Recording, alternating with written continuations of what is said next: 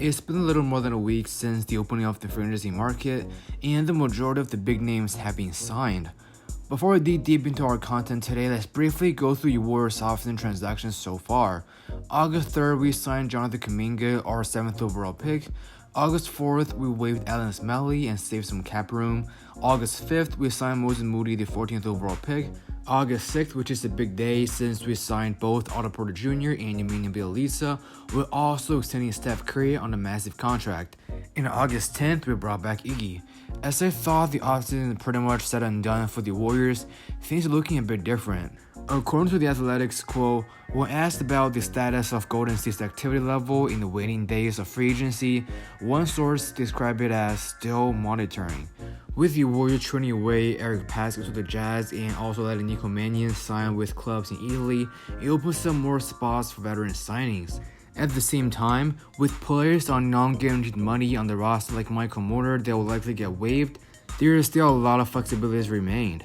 In today's video, we'll be talking about the top 5 remaining free agents the Warriors can sign to increase their chance of winning the NBA title. And with that being said, let's roll the intro. Hi. I'm on my match in the dark. I'm on my match in the dark. I'm on my match in the dark. I'm on my match in the dark. I'm on my match. Yo, what's up guys, Jason's here back with another video. If it's your first time watching, I make Golden State Warriors content on a weekly basis, so don't forget to leave that subscribe and turn on the notification bell, and you'll be the first one if you see more awesome videos just like this. Just a quick disclaimer, the only type of contract the Warriors can offer right now is likely a veteran minimum, since the luxury tax situation is not looking too good. Number 1 on the list, Aron Baynes. Last season with the rebuilding Raptors, Baynes had injuries and only played a small number of minutes, averaging about 6.1 points and 5.2 rebounds. However, the season before this, Baynes was averaging 11.5 points and 5.6 rebounds while shooting 35% from the arc. If you look at the Suns and Raptors roster respectively, you will never find shooters and playmakers in Steph Curry, Klay Thompson, or Draymond Green's caliber. At the head of 6'10", it once again strengthens the size of the team.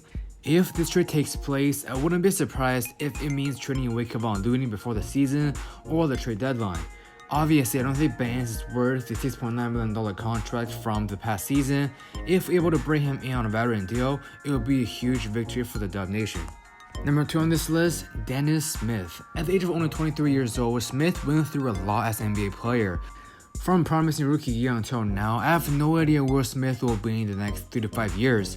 However, he had a pretty solid season last year with the Pistons, averaging 7.3 points, 2.7 rebounds, 3.7 assists, and 1 steal, while shooting 35.2%, which is his career high, behind the arc. With Nico Mannion and possibly Michael Porter all gone, Dennis Smith can be a great replacement. Like I said, Smith is only 23 years old, and one thing you should never do is underestimate the potential of a 23-year-old. And I think it's worth it for the Warriors to give it a try. The backup guard combo of Jordan Poole and Dennis Smith is actually really exciting, as it provides fluidity and explosiveness. Number 3 on this list, DeMarcus Cousins. The only chance that Boogie joins the Warriors is if the team wants to move on from Kevon Looney. However, the possibility of Cousins joining the Dub Nation fascinates me. Last year with the Clippers, even though playing on a very minimal amount of time, Cousins was able to average 7.8 points, 4.5 rebounds, and 1 assist, while shooting 42.1% from the arc. And with the Rockets beforehand, Cousins was averaging 9.6 points, 7.6 rebounds, and 2.4 assists.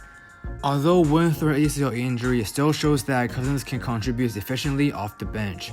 Obviously, he is still a monster on the offensive side of the ball. With the Clippers, his efficiency shooting percentage reached a career high of 57.9%. He can shoot threes while also post up in the paint and create his own shot there. At the same time, Cousins is a decent offensive rebounder with a lot of energy. However, defense is still a major problem. In comparison with the current Warriors starting center James Wiseman, Cousins is much slower with less agility and can easily become a defensive liability.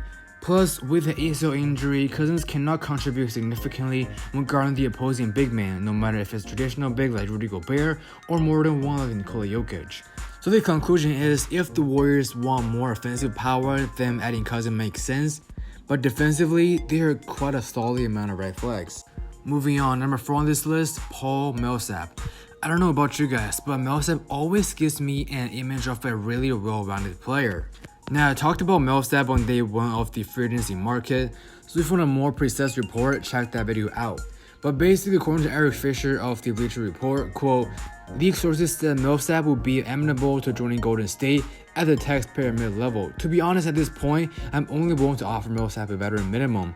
I thought Millsap would be a player that gets a lot of offers from NBA teams, but that clearly did not happen.